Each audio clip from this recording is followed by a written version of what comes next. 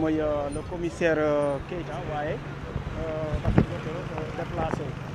ñu jéem a xool naka lay mën a jege ñeen ñi gàmmu vite fait ñu jël ko ñu ñëw.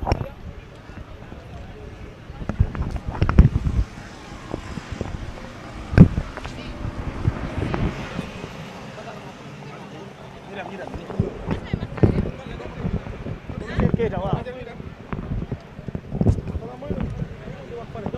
xoolal tegal ci jàmm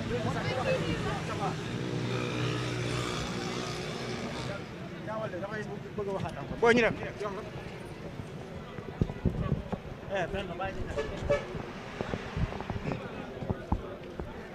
voilà ñu daal di jël ki nga xam ne moom mooy le commissaire Keita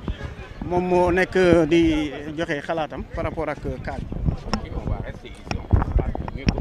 D'accord, pourquoi ngeen jàpp ne Farba Ngom acharnement politique la. mais yow suñ la laajoon nga expliquer que rek ñu bàyyi la te yoroo micro bi da nga koy expliquer ba mu clair ni acharnement politique la parce que doo wuti feneen lu dul ti seet ki nga xam ni moo sooke mbir bi dafa wax def dafa wër Fuuta amul lu ko neex mu taxaw daal ni kii kat c'est la dernière fois mu nekk candidat fii ci Sénégal mais au-delà de ça il y a eu un acharnement antérieur ba mu dem ba dafa salté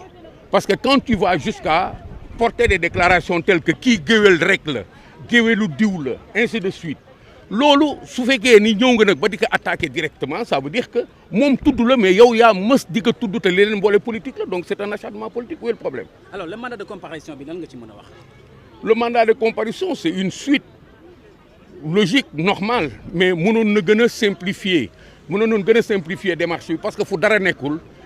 fi ñuy commencer nga war a commencer on aurait dû commencer par exemple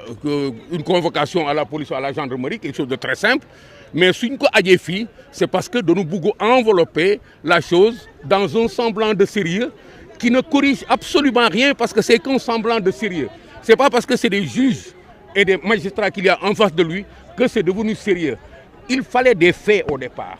et yow su fekkee ni tu prends un truc comme ça si tu n'as pas une commande à faire livrer mais da ngay jaar fi nga war a jaar mais puisque c'est une commande on ne peut pas s'empêtrer à risquer le coup dem di wax ak ay policiers à la gendarmerie ça c'est des professionnels ça c'est des gens yi nga xam ni xamuñu nii xamuñu naa mais soo jëlee nag comme je l'ai dit toujours avec une justice qui aujourd'hui ne peut pas éviter qu'on lui dise qu'elle est couchée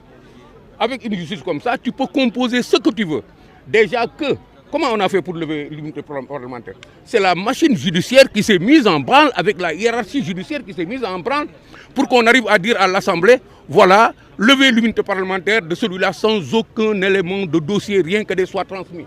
Alors, comment voulez-vous maintenant que nous puissions dire que de la sorte, ils ont fait ce qu'il fallait? Non, non. Ils n'ont pas fait ce qu'il fallait. Ils ont fait ce qu'ils ont voulu faire. On les attend de pied ferme. Alors, tey démb 12 février rapport Cour des comptes lire nga ko non? Lire naa que mais xam nga waaw loolu da nga ko ciy yokk mais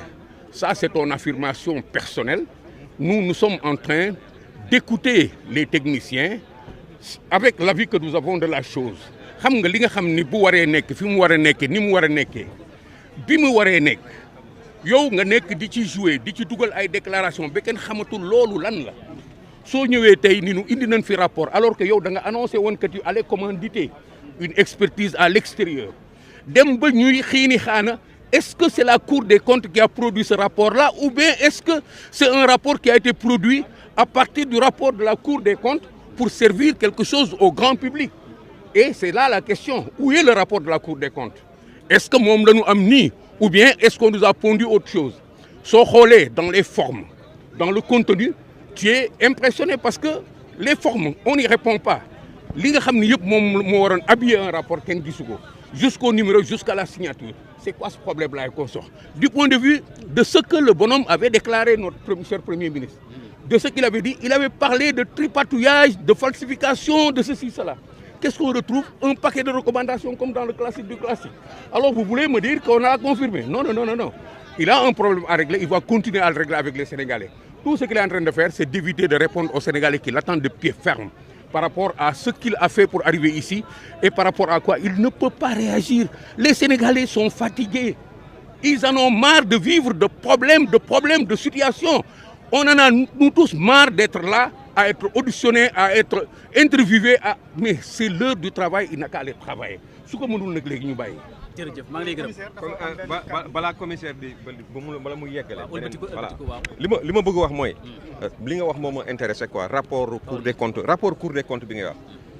matagul ay quelques heures yéen ñëpp xam ngeen ni rapport bi simmi nañ ko ba mu set wecc xam nga simmi ba mu set wecc. futti ko ba mu set. kan ko futti non nit ñi sénégalais yi ñoo ko futti xam nañ ni yi ci nekk.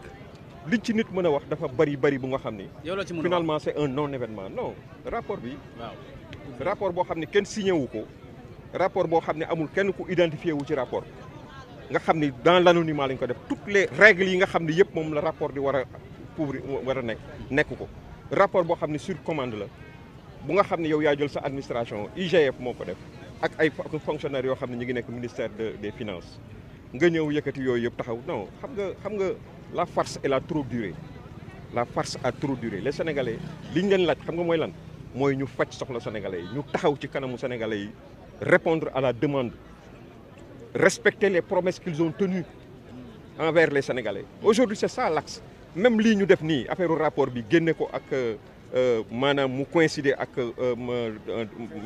affaire Farba bi day wane ni ils veulent amuser la galerie ils veulent vraiment noyer le poisson c'est tout. Donc ñaari événement yooyu nga boole ko c'est pas un hasard. mais rapport bi suñu demee ci 57 pages rapport bi dafay dëggal ne lu Ousmane Sonko wax dafa pire. non Ousmane Sonko rapport bi xam nga lan moo doon pire. ñu joxoñ ci nit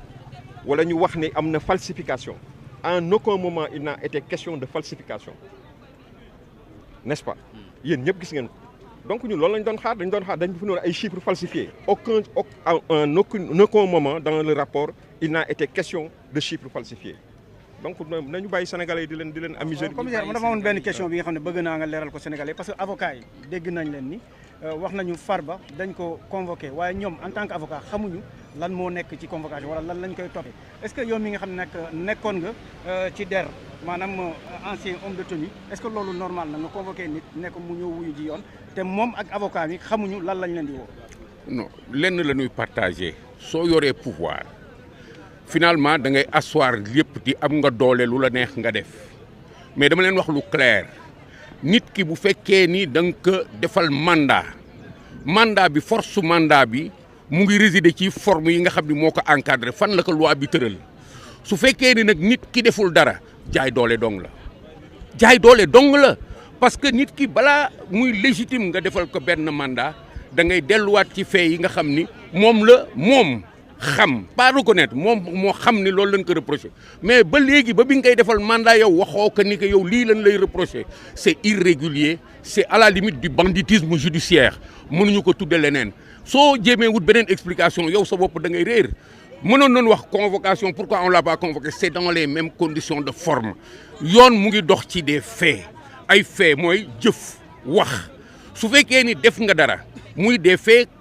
concrets yi nga xam ne xew na ci kanamu nit ñi yow nga def ko xam ni def nga ko kii seede xam ni def na ko loolu wocc ay traces yu wane ni loolu def nga ko su nit ñi ñëwee amuloo loo wax lu dul ñu dox nag léegi topp justice ba seet par rapport ak def boobu sa responsabilité fan la tëdd c'est-à-dire ñu lié la ak fait boobu nun koy defee à la limite on rend régulier le fait d'aller vers toi ou bien le fait de t'appeler en justice par la constatation de ces faits et la notification de ces faits là et consort teg ko ci loxo nit ñi su fekkee defuñu loolu véritablement c'est du banditisme quelle que soit la forme mandat ou convocation ça c'est du banditisme c'est une situation politique qu'on a créée comme l'a dit mon camarade tout simplement pour amuser la galerie on en parlait effectivement il l'a dit imaginez à chaque fois on nous crée des situations dans lesquelles on est obligé de répondre mënuñu toog mais su doon suñu sago lii duñ ci wax bu doon suñu sago lii du am Sénégalais yi feneen la ñu nekk imaginez ñu jël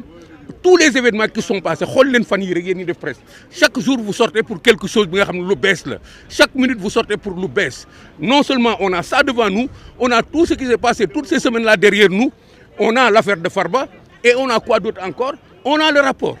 mais c'est quoi ça là et consort pourquoi est-ce que on veut nous assaillir de situation après bi ñu génnee ci xale yi kat dañ leen doon yóbbu fële après bi ñu génnee ci dañu war a dem béy ci naar yi après bi ñu génnee ci réaction bi par rapport à Trump et tout ce qui se dit là-dedans on ne peut pas continuer à vivre comme ça nous avons élu des gens pour qu'ils s'occupent du Sénégal et on ne cessera pas de le dire la raison du combat c'est celui-là Farba a été utilisé pour nous amuser encore il a été utilisé dans des conditions dañu wax dañ ko tooñ boobu nag moo tax ñu ñëw taxaw fii di ko défendre sinon ñun amuñu temps wu di perdre suñu temps di dugg ci ay débats yi nga xam ni rapport bi lan moo ci nekk on sait que c'est un ramassis de choses qu'on a fait ici pour justifier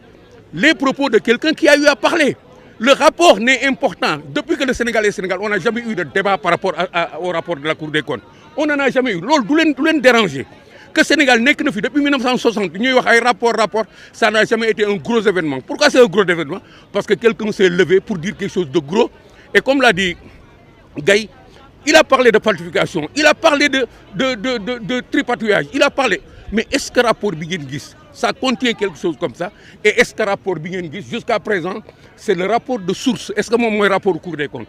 Mais je ne crois pas que ce soit le rapport du Cour des comptes. Administration dafa am ay forme rapport bu jógee ci cour dafa am mandarga yi nga xam ne mooy wane ni rapport bi Cour des comptes la jógee mandarga yooyu allez voir vous-même c'est pas moi de le dire allez voir vous-même parce que yéen a war a wan askan wi li ci nekk lu ci nekkul il faut arrêter d'être des sortes d'entonnoirs c'est-à-dire et affaire bi am na kat muy ci digg bi et commissaire Keita Ablaye Ndiaye kii loo ci xam temps mu dem ci peuple bi et peuple bi lii boo xew il faut que la presse joue son rôle principalement parce que c'est un outil, c'est un pouvoir. C'est pourquoi nous vous disons clairement que dans ce rapport-là et consort, il n'y a absolument rien qui vaille qu'on en débatte autant. Même vous faites contre de nous, oui, il y a falsification, ça ne vaut pas la peine parce que les Sénégalais, nous qui sont et son moi, sur le sujet, il faut qu'on travaille à amener ces gens de force à répondre aux Sénégalais. Merci. Ardo tam